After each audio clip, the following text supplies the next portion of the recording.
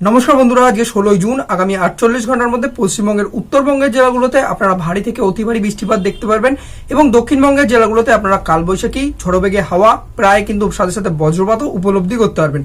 মোটামুটি ভাবে দেখতে গেলে 30 থেকে 40 কিলোমিটার পার আওয়ারে ঝড়োবেগে হাওয়া দক্ষিণবঙ্গের জেলাতে উপর থেকে বইবে এবং সাথে আমাদের উত্তরবঙ্গের জেলাতে প্রায় 20 মিলিমিটার পর্যন্ত বৃষ্টিপাত বেশ কিছু জায়গাতে দেখতে পাওয়া যেতে পারে। এখন অবধি ইন্ডিয়ান মেট্রোলজিক্যাল ডিপার্টমেন্ট সাথে আলিপুর আবহাওয়া দপ্তরের তরফ থেকে পশ্চিমবঙ্গের প্রায় 10খানা জেলারও উপরে জেলাতে প্রায় কিন্তু 17 জুন এবং 18 জুন এই দুই দিন কিন্তু মেনলি হলুদ সতর্কবার্তা রয়েছে। প্রায় 3 থেকে 4 জেলার মতো এখন অবধি জেলাতে কমলা সতর্কবার্তাও রয়েছে। দেখতে গেলে আমাদের 850 হেক্টোপাস্কেল এবং সাথে সাথে 925 হেক্টোপাস্কেল থেকে দেখতে গেলে বঙ্গোপসাগর থেকে পুরোপুরিভাবে জলীয় বাষ্প বা বলা যেতে পারে যে মৌসুমী বায়ু পুরোপুরিভাবে প্রবেশ করছে এখন বর্তমানে পশ্চিমবঙ্গে। এই মৌসুমী বায়ুর প্রভাবে কিন্তু আমাদের পশ্চিমবঙ্গে উত্তর ভাগে কিন্তু বৃষ্টিপাত এবং সাথে সাথে কিন্তু পার্শ্ববর্তী দেশ বাংলাদেশ এবং আমাদের যে ত্রিপুরা এবং আসাম রয়েছে এখানেও বৃষ্টিপাত আপনারা দেখতে পারবেন। তবে আজকের এই ভিডিওটায় শুধুমাত্র আমি পশ্চিমবঙ্গ নিয়ে আলোচনা করব। ত্রিপুরার জন্য আলাদা ভিডিও আমি অলরেডি বানিয়েছি, যার লিঙ্ক এই ভিডিওর ডেসক্রিপশনে পাবেন, এবং বাংলাদেশ এবং আসামের জন্য আলাদা আলাদা ভিডিও রয়েছে, তার লিঙ্কও এই ভিডিওর ডেসক্রিপশন বক্সে পাবেন আপনারা। তো সবার প্রথম কথা হচ্ছে কি, এখন 850 হেক্টোপাস্কেল থেকে দেখতে গেলে বঙ্গোপসাগর থেকে জলীয়বাষ্পপূর্ণ হাওয়া পুরোপুরিভাবে কিন্তু প্রবেশ করছে এবং এই হাওয়া কিন্তু উত্তর ভাগে গিয়ে কিন্তু পাহাড়ে ধাক্কা খাচ্ছে এবং সাথে সাথে ওরোগ্রাফিক লিফট এবং বর্তমানে কিন্তু এর জন্য এখানে একটু বৃষ্টিপাত আপনারা দেখতে পাচ্ছেন। এবং অন্যদিকে দেখতে গেলে 925 হেক্টোপাস্কেলের হাওয়াতেও সেটা জলীয়বাষ্পপূর্ণ হাওয়া নিয়ে পুরোপুরিভাবে দক্ষিণের ভাগ থেকে কিন্তু উত্তর ভাগে প্রবাহিত হচ্ছে।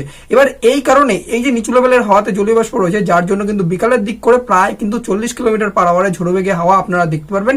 সাথে বজ্রপাতও দেখা যেতে পারে কলকাতা, হাওড়া, হুগলি, নদিয়া এবং সাথে সাথে কিন্তু আমাদের আসানসোল, দুর্গাপুর এবং অর্থাৎ হচ্ছে বর্ধমানের এরিয়া এবং সাথে পুরুলিয়া, বাঁকুড়া, বীরভূমের যে এরিয়া রয়েছে এখানেও দেখতে পারবেন। দেখতে গেলে এরপরে যদি উত্তর ভাগে আসার চেষ্টা করি, সেক্ষেত্রে মালদা, উত্তর দিনাজপুর, দক্ষিণ দিনাজপুর এখানে বজ্রপাত সাথে সাথে কিন্তু বৃষ্টিপাতেরও আশঙ্কা রয়েছে। প্রায় আমরা 10 মিলিমিটার পর্যন্ত বিক্ষিপ্তভাবে বৃষ্টিপাত দেখতে পারি। কিন্তু উত্তর ভাগে যদি আমরা আসার চেষ্টা করি, সেক্ষেত্রে আমাদের দার্জিলিং এর এরিয়া, কালিম্পং এবং সাথে সাথে জলপাইগুড়ি এবং আমাদের আলিপুর দুয়ার এবং কুচবিহারের যে এরিয়া রয়েছে এখানে বৃষ্টিপাতের প্রকারটা একটু বেশি থাকবে।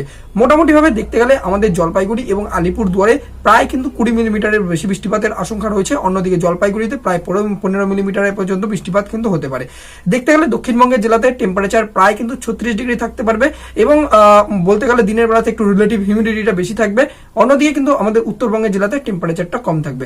তাই কিন্তু আগামী 48 ঘন্টায় অর্থাৎ 17 জুন এবং 18 জুন দক্ষিণবঙ্গের জেলাতে বৃষ্টিপাত খুব একটা বেশিরভাগ না, মানে বেশিরভাগ না হলেও সেক্ষেত্রে মোটামুটিভাবে বিক্ষিপ্তভাবে বৃষ্টিপাত এবং ঝড়োবেগে হাওয়া দেখতে পারবেন। এবং উত্তরবঙ্গের যে জেলা রয়েছে সেখানে বৃষ্টিপাত এবং বজ্রপাত সাথে কিন্তু ঝড়োবেগে হাওয়াও দেখা যেতে পারে। তাই উত্তরবঙ্গের মানুষরা যারা কিন্তু রয়েছে তারা কিন্তু সতর্ক থাকতে হবে। যে কোনো সময় কিন্তু বৃষ্টিপাত এবং ভারী বৃষ্টিপাত আপনারা উপলব্ধি করতে পারেন।